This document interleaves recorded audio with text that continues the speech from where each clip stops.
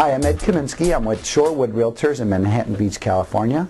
Also the owner of Sports Star Relocation, a company dedicated to relocating athletes throughout the country. My first experience as a home buyer with my first house was actually scary. It was in a market that was probably peaking, which I did not know at the time, and we were squeezing in, trying to save every dollar we could for our first down payment.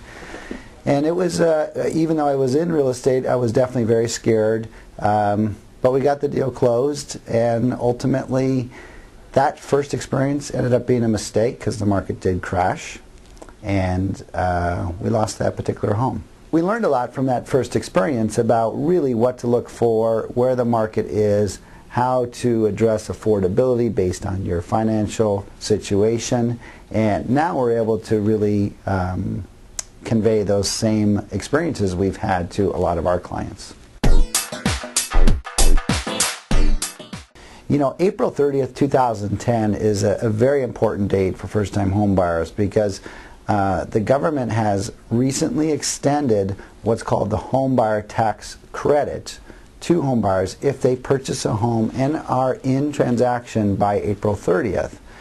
Ultimately, they will receive a $8,000 tax credit in 2010 if they close that home purchase. To further explain how a tax credit benefits a home buyer, this is ultimately actually better than receiving $8,000 in cash. If you were to earn $8,000 in your job, you would have to pay income tax on that $8,000. This is, in a sense, tax-free income that goes directly against your tax bill in 2010.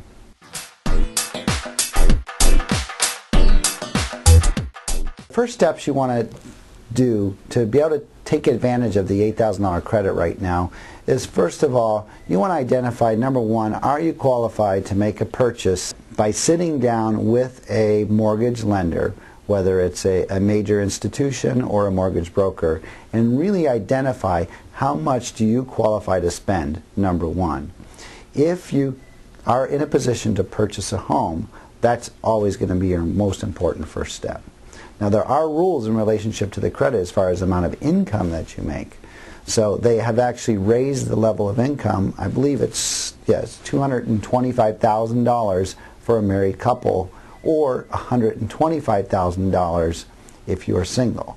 If you exceed that income, you may not qualify for the actual tax credit.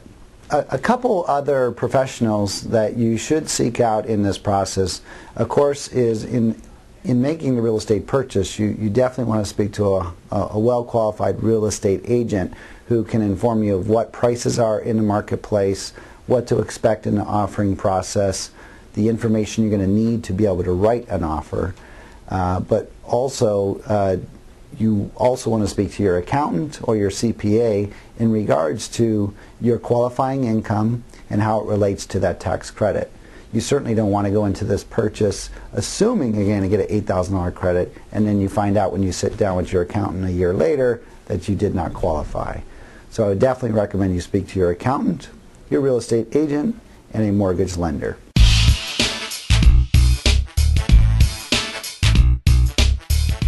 Deciding between a condominium, a townhouse, or a single-family home for a first-time buyer, you know, my recommendation between the three, again, is going to come down to affordability and your ability to maintain the property once you do own the property. For example, with a condominium, you have an association and a group of people that are organized to maintain the exterior of the property, deal with roof problems, maintenance issues, those type of things. So if you're extremely busy, don't have the time or the ability to want to deal with it, condominiums are a great choice for buyers.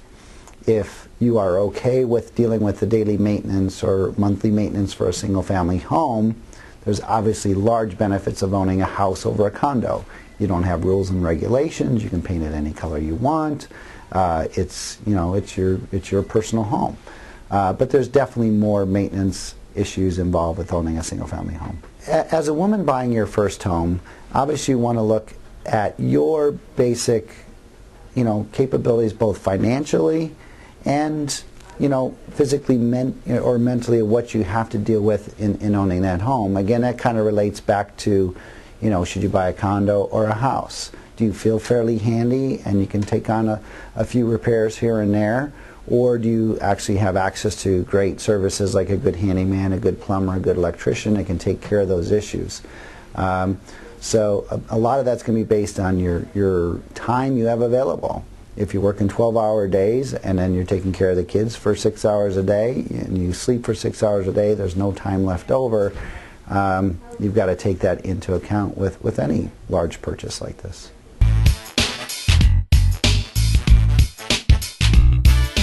How do you start looking for a home? Let's say you want to start really with just a basic cursory look.